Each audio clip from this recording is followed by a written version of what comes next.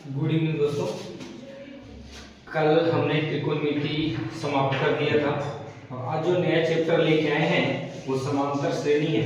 तो समांतर श्रेणी का चैप्टर के बारे में अगर आपको बताया जाए तो एग्जाम में कम से कम 4 से 6 नंबर का सब्जेक्टिव सवाल आता है, 5 से 7 ऑब्जेक्टिव आता है, यानी कह सकते हैं कि मिनिमम यानी कम से कम 10 नंबर का सवाल ये चैप्टर हमको देके जाता है। इसके बारे में सबसे पहले देखिएगा कि किसी भी समांतर श्रेणी का जब सवाल हम हल करेंगे तो इसमें 2 टाइप के सवाल बनते हैं। पहला सवाल बनता है टीएन के बेस पे, दूसरा सवाल बनता है एसएन के बेस पे। ठीक है, एसएन जो होता है वो हम अगले वीडियो में लेके आएंगे, लेकिन थोड़ा सा समझ लीजिएगा। किसी भी सवाल में योग के बारे में बता दिया जाए, पदों का योग, तो वहां पे एसएन का प्रयोग करते हैं। बाकी सारे सवाल में हम लोग टीएन का इस्तेमाल करते हैं। तो यहाँ देखेंगे तो किसी भी सबसे पहले बात आता है कि समांतर श्रेणी। हमको सवाल दिया गया होता है एग्जाम में ऐसे करके और पूछता है कि इनमें से कौन समांतर श्रेणी। हमारे पास सवाल जो आता है इसमें इस तरह के देके ऑप्शन में आप पूछेगा यहाँ से कि इनमें से कौन समांतर श्रेणी है और कौन समांतर श्रेणी का रूप नहीं है। तो इसके बारे में पता करने के लिए हमको 3 चीज का आवश्यकता होता है। पहला ए, जिसको हम लोग कहते हैं प्रथम पद। दूसरा होता है बी, जिसको हम लोग कहते हैं द्वितीय पद। एक होता है डी, जिसको हम लोग कहते हैं पदांतर, इसी को कहते हैं सार्वांतर, भी इसी को कहते हैं सार्वांतर, भी इसी को कहा जाता है। ठीक है, तो पदांतर और सार्वांतर दोनों एक ही बात है। तो यहाँ पे देखेंगे कि किसी भी श्रेणी का प्रथम और द्वितीय पद, जो सबसे पहले होगा वो हमारा प्रथम पद होगा, जो दूसरे नंबर पर होगा वो हमारा द्वितीय पद होगा। तो अब बात आता है पदांतर निकालने का। तो पदांतर निकालने का सूत्र होता है d बराबर b माइनस a, यानी द्वितीय पद में से प्रथम पद को घटाने के बाद जो हमको बचता है, यानी द्वितीय पद पर प्रथम पद का जो अंतर होता है उसी को हम लोग पदांतर कहते हैं। और यही पदांतर आने वाले क्रमों में अगर समान रूप से पाया जाए तो हम लोग कह सकते हैं कि वो समांतर श्रेणी में है। तो यहाँ पे हम लोग देखेंगे कि हमारा प्रथम पद द्वितीय पद में से घटाना है। तो द्वितीय पद है 13, प्रथम पद है 8, घट के बचा 5। फिर अगले स्टेप में जब जाएंगे तो दूसरे स्टेप के लिए ए ये बन जाएगा, बी ई बन जाएगा। तो 18 में से फिर 13 घटा बच रहा है 5। तीसरे पद के लिए ए ई बनेगा, बी 23 बनेगा। तो 23 में से घटाइए 18 5, यानी कि हम कह सकते हैं कि हमारा हर बार पदांतर आ रहा है 5। तो इसलिए ये जो है हमारा पहला सवाल समांतर श्रेणी में है। समांतर श्रेणी होने के लिए सबसे मुख्य बिंदु यही है कि पदांतर, प्रत्येक आने वाले पदों के बीच का अंतर समान हो। अब अगले के सवाल में हम लोग चलते हैं। 2 है, फिर 2 है, फिर 2 है, फिर 2 है, यानी कि यहाँ से हम देखेंगे तो दूसरा पद भी हमारा 2 है, पहला पद भी 2 है, यानी कि 0। दूसरा फिर अगले चलेंगे तो कम से कम बढ़ना चाहिए, और यहाँ पे हमारा संख्या बढ़ नहीं रहा है, हर बार वही आ रहा है। तो हम लोग इसको समांतर श्रेणी में नहीं रखा जाता है। यहाँ पे अगर आएंगे तो हमारा पहला पद है 6, दूसरा पद है 6, प्रथम पद है 11, घट के बचेगा -5। फिर आगे लेके चलेंगे तो दूसरा पद है 1, प्रथम पद है 6, घट के आएगा -5। फिर आगे आएंगे तो तीसरा पद है -4 और घट के 1 में से घटाना है, तो घट के आएगा कितना -5। यानी कह सकते हैं कि यहाँ पे भी हमारा पदांतर समान है, तो ये भी समांतर श्रेणी में होगा। और सबसे ज्यादा ध्यान रखने वाला बात यही है कि हमको जब भी समांतर श्रेणी चुनना हो तो हम ध्यान रखेंगे कि हर आने वाले पदों के बीच का अंतर जो कि पदांतर है अगर समान है तो वो समांतर श्रेणी होगा। अब थोड़ा सा इस चैप्टर के बारे में हम लोग देखते हैं। इस चैप्टर में हमको मिलेगा क्या क्या। तो ए, बी और डी तो हम लोग देख लिए। तो ए है प्रथम पद, बी है द्वितीय पद, डी होता है पदांतर। इसके बाद हम जाएंगे तो एक हमको मिलेगा एन को कहा जाता है पदों की संख्या।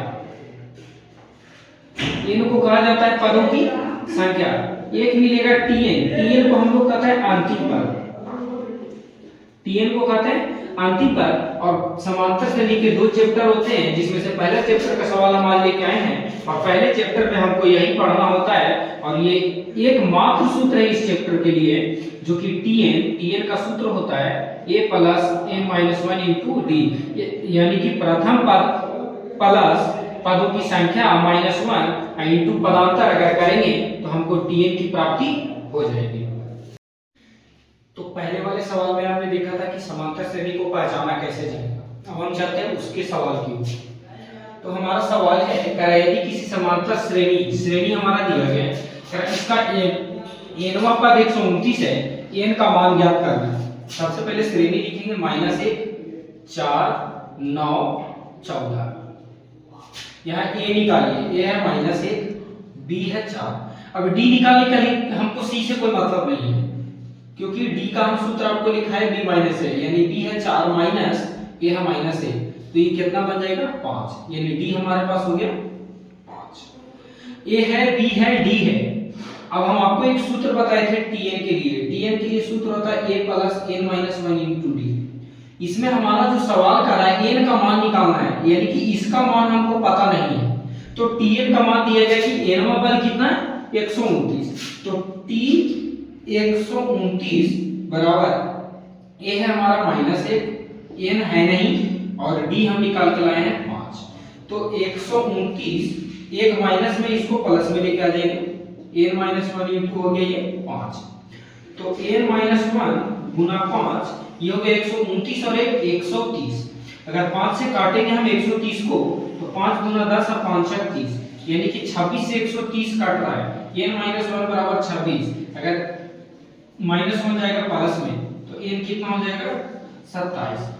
तो हम कह सकते हैं यहाँ से कि किसी समांतर श्रेणी -1 4 9 14 का अगर nवां पद 129 है, तो उसके n का मान कितना हो जाएगा 27।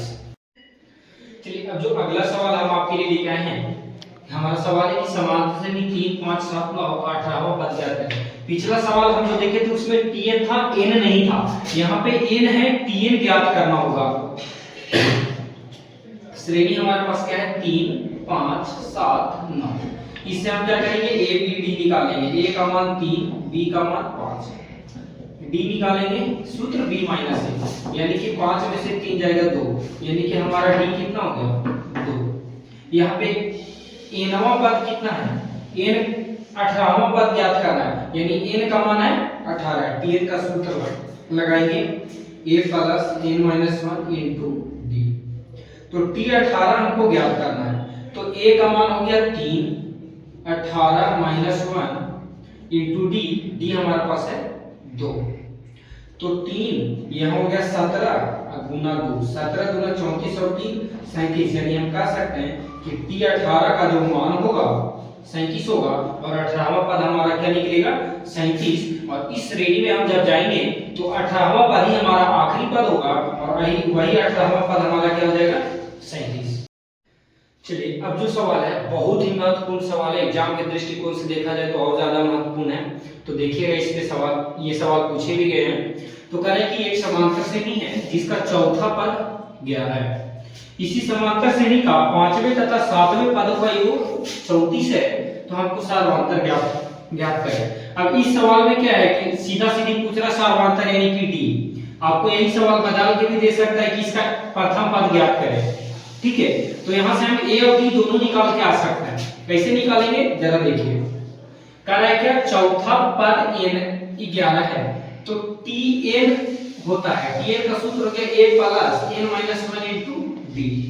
तो चौथा पद है t4, t4 मतलब a + n का मान -1, d हमारे पास है नहीं, t4 का मान है 11, a प्लस कितना हो गया 3d। इसको मानते हैं समीकरण 1। अब चलिए प्रश्न से। अब जो हमारा प्रश्न कर रहा है 5वें तथा 7वें पदों का योग, यानी कि t5 और t7 दोनों जब मिलेंगे तो दोनों का योग हमारे पास दिया गया है 34। t5 क्या होगा, तो a + 5 - 1 इंटू d। t7 क्या होगा, तो a + 7 - 1 इंटू d। जब दोनों मिलेंगे तो बनेगा 34, यानी कि a + 4 बचेगा तो 4d प्लस a 6 बचेगा तो 6d बराबर 34। देखिएगा तो 2a हो जाएगा, 4d 6d 10d हो जाएगा बराबर 34। अगर 2 कॉमन करना चाहते हैं तो बनेगा a + 5d बराबर 34।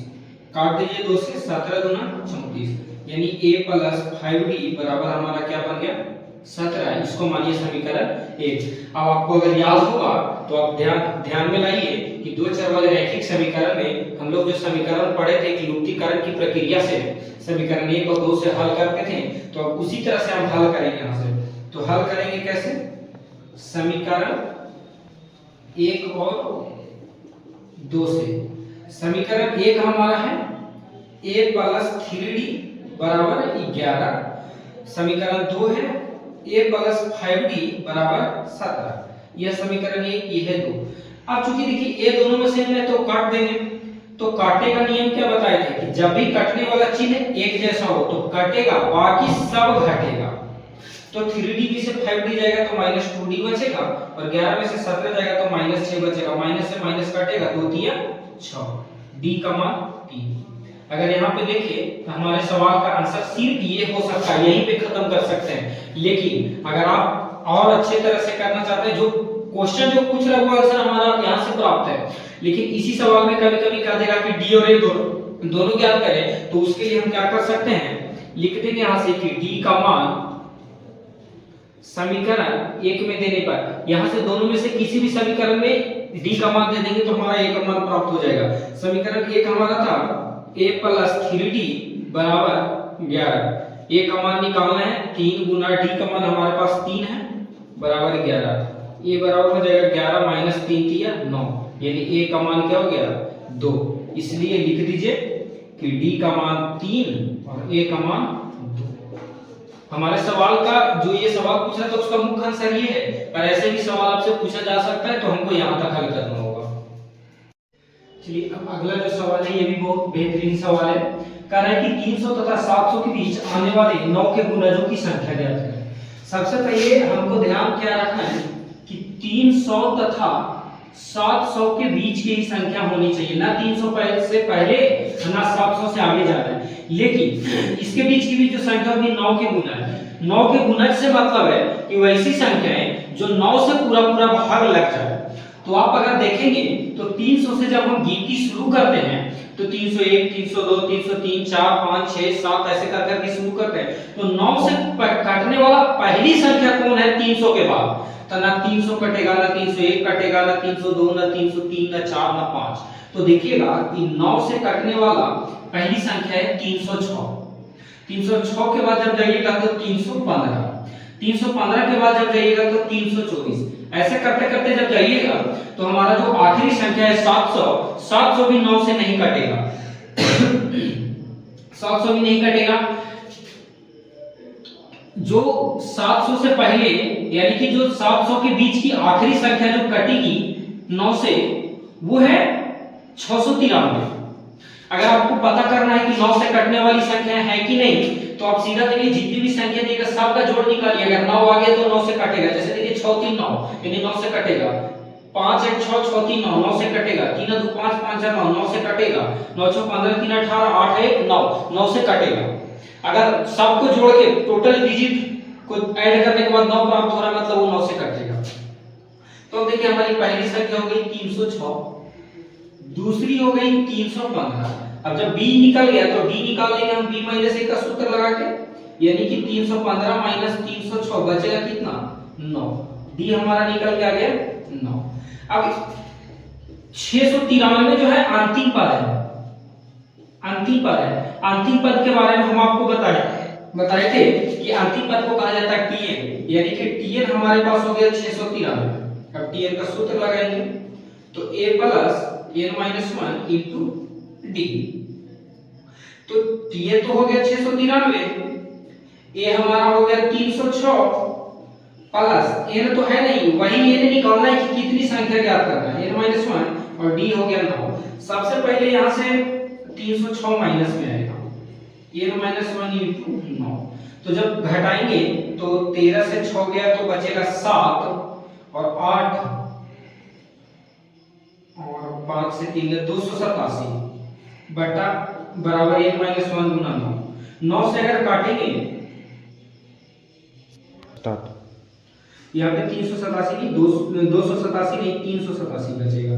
अब इस 387 का क्या करेंगे, n - 1 387 जो बचा है 9 यहाँ पे गुना में आएगा, 9 से भागा देंगे तो 9 चौक 36 और बचेगा 2 तो 9 तिया 27, यानी n-1 निकाल के आ गया 43, हमको चाहिए n, तो 43 और 1 n कितना हो गया 44, और यही n 44 हमारा आंसर है। तो कहने का मतलब है कि 300 तथा 700 के बीच 44 ऐसी संख्याएं हैं जो किससे पूरा पूरा भाग लगेगा 9 से। तो इन सब सवालों का आप रिवीजन करिए। अगर समांतर श्रेणी के पहले चैप्टर से जितने भी सवाल आएंगे आपको, और अगर ये वीडियो आपका रिवीजन है तो आप विश्वास करिए कि आपका एक भी सवाल यहाँ से छूटेगा नहीं। जितना टाइप का सवाल इस पहले चैप्टर से बन सकता है हमने पूरा करने का कोशिश किया है। बाकी इसका दूसरे चैप्टर का वीडियो कल लेके आएंगे, और आज के इस सवाल के साथ समांतर श्रेणी का पहला चैप्टर हमारा समाप्त होता है।